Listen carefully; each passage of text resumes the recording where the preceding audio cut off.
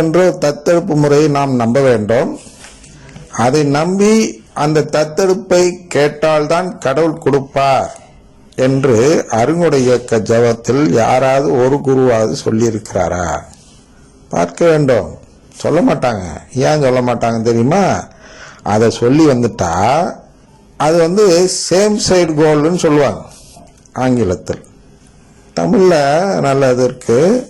தன்னைத்தானே கால வர்றது மாதிரி தனக்குத்தானே எதிராக செயல்படுவது போல் என்ன ஆகுனா ஆட்டோமேட்டிக்கா ஒரு உண்மை புரிந்துவிடும்.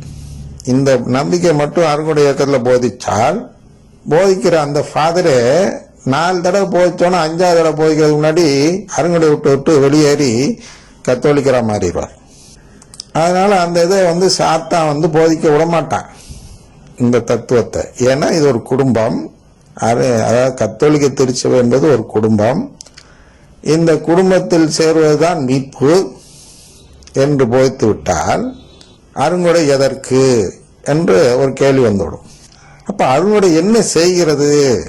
அடுத்த கேள்வி. இதெல்லாம் வச்சு பார்க்கும்போது என்ன ஆயிரும்? ஊனியல்பு நாட்டத்தை வளர்க்கிறது, அதனால் நமக்கு சாவு தருகிறது. பாருங்க, அடுத்த வசனத்தை வாசிக்கிறேன். 7.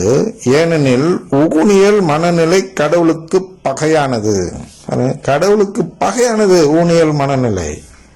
அந்த பகையை வளர்ப்பது ஒரு தூயாவியானவர் வளர்ப்பாரா? 3 கடவுள் நீங்களே தான் சொல்றீங்க. கேள்வி கேட்ட நபரு என்ன சொல்றார்? 3 கடவுளா இருக்கக்கூடிய தூயாவியானவர் அது 3 கடவுளா இருந்துகிட்டு தனக்குத்தானே பகை வளர்ப்பாரா?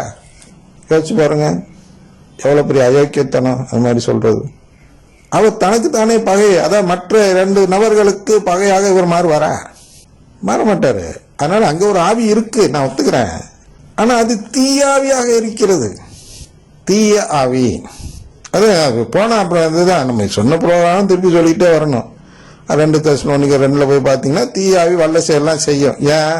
மீட்க வல்ல உண்மையின்பால் ஆர்வம் காட்ட மறுக்கிறவர்களுக்கு கடவுள் ஒரு வஞ்சக ஆற்றலை ஏற்படுத்தி இருக்கிறார். அப்படி வஞ்சக ஆற்றலை ஏற்படுத்தி அவர்களை மீட்பு லிஸ்ட்ல இருந்து பிரிக்கிறார் அப்படின்னு அங்க இருக்கு.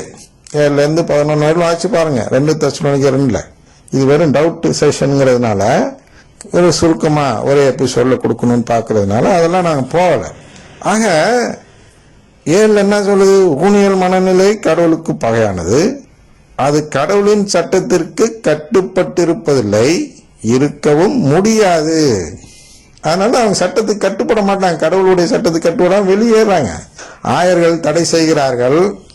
2003 2004 அதாவது 2003 முடிவெடுத்து 2004 அதை அறிக்கையா வெளியிடுறாங்க. அதை வாசி பார்த்துட்ட ஒரு குரு அந்த ஆயரிடம் சென்று, நாங்கள் இதை கீழ்ப்படிய மாட்டோம், தொடர்ந்து பாடுவோம், நீங்க உங்களால் முடிஞ்சதை செஞ்சீங்க அப்படின்னு சவால் விடுறாங்க.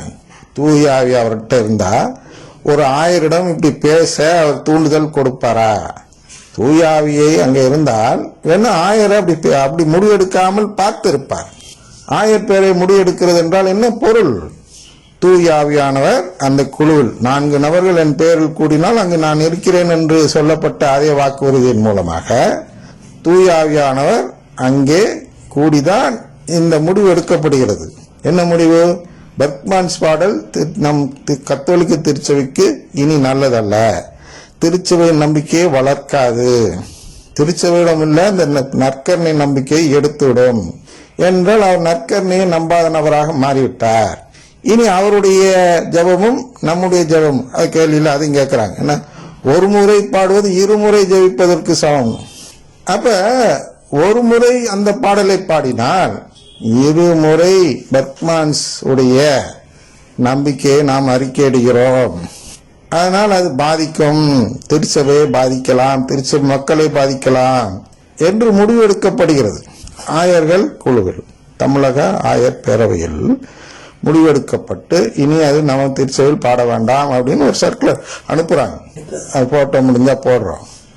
அது அனுப்பியும் இவர்கள் கீழ்ப்படிய மாட்டேன் என்று சொல்வது எதனால் என்றால் அது தீய ஆவியின் தூண்டுதலில் அவர்கள் வழி நடத்தப்படுவதால் அது என்ன சொல்லப்படுகிறதா, அது கடவுளின் சட்டத்திற்கு கட்டுப்பட்டிருப்பதில்லை.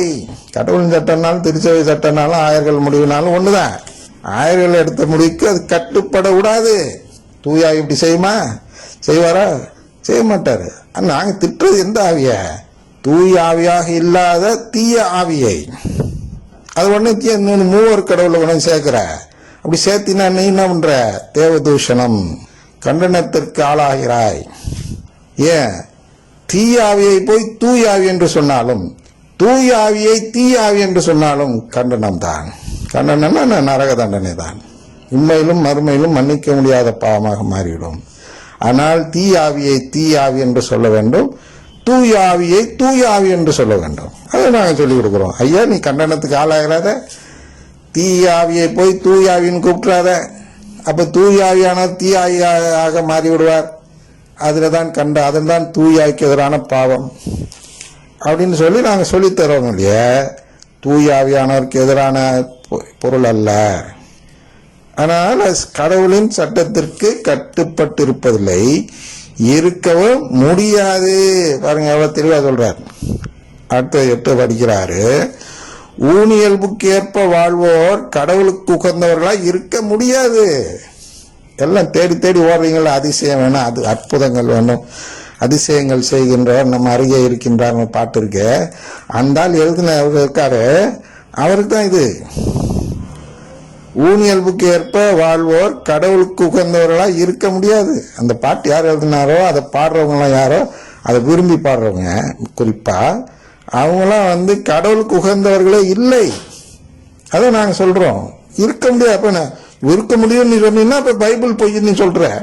பைபிள தெளிவா சொல்லுது, ஊனியல்பு நாட்டை சாவுதான் தரும்னு. சாவு தூயாய் தரமாட்டார். அதான் நாங்க சொல்றோம்.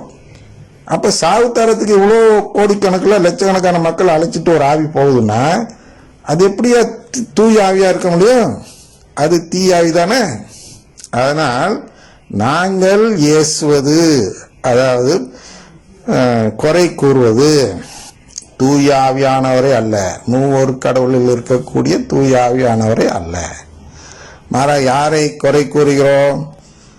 தூயாவி என்ற பெயரில் பொய் சொல்லி, பொய்யன் அப்படின்னு சொல்லப்படுது 2 தெசலோனிக்கர் 2 பொய் சொல்லித்தான் வருவான்.